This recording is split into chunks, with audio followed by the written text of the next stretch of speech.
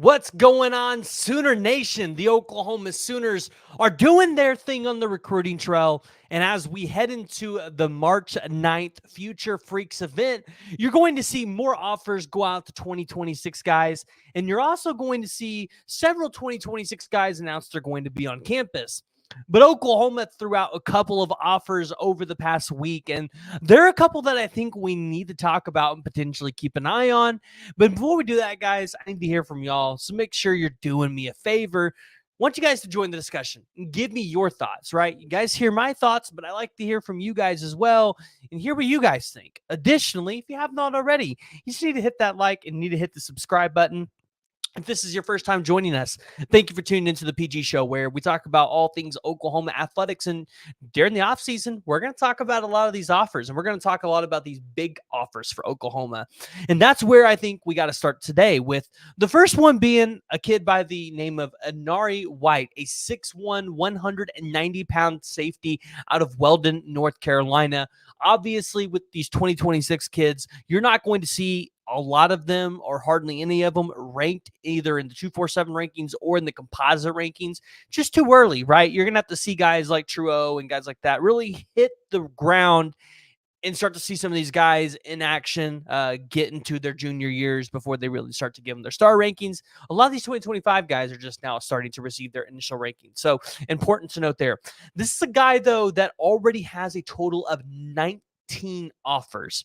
So since we don't have any stars to look at, which is what a lot of people in the recruiting world care about, let's look at the offers, because a lot of the time you can see how elite a kid can be by looking at his offer sheet. He's got offers from the likes of Florida and Florida State and Michigan and Nebraska and Ole Miss and Penn State and A&M and USC, which USC gets heavy recruited safeties and corners all day long. You got Washington, you got Texas Tech, TCU, Missouri, Michigan State, Arkansas. Like, he gets Power 5 offers. So picking up one from Oklahoma and actually talking to Nari White, it sounds like it's a pretty big deal. And multiple times did he tell me, hey, I would really like to get into Oklahoma. It sounds like he's excited to come up here and see what Brandon Hall and Brenton Venables are doing with this defense. He said, hey, I got to get on campus right away. So that's a name that we're going to want to keep our eyes on for the 2026 class. I really like this height. I really like the frame that he has. And they're going to need some safeties in the 2026 class, because you're losing Billy Bowman now. By that time, Robert Spears-Jennings should be eligible. So you're going to have guys that are potentially exiting this room. And, hey, Keon Sabb has two older brothers at Oklahoma, or younger brothers at Oklahoma, just recently offered. So maybe we could go after a guy like that as well. But the other guy that we really have to talk about is Ja'Cory Smith, a 2026 linebacker out of Parkview Magnet High School in Little Rock, Arkansas. Now, you guys might have saw this one. For those of you that are in Jay's Discord, it was thrown around in there. And I'm going to share some film here with you guys, and you're going to understand why people are excited about this offer and why he's going to rise with offers not only this season, but going into his senior year. I mean, okay. Let me just say this. I think he has a good football IQ, because when you watch his film, he's able to keep an eye on the ball carrier, and he's really good at tackling, right? Now, I think he could work on a little bit of technique there, but coming in at, let's see here, he is 6'1", 180 pounds.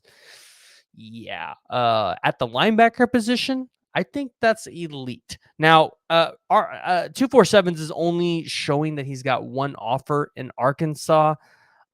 I would think that's maybe not up to date. He's got the one from Oklahoma as well, so obviously it's not up to date.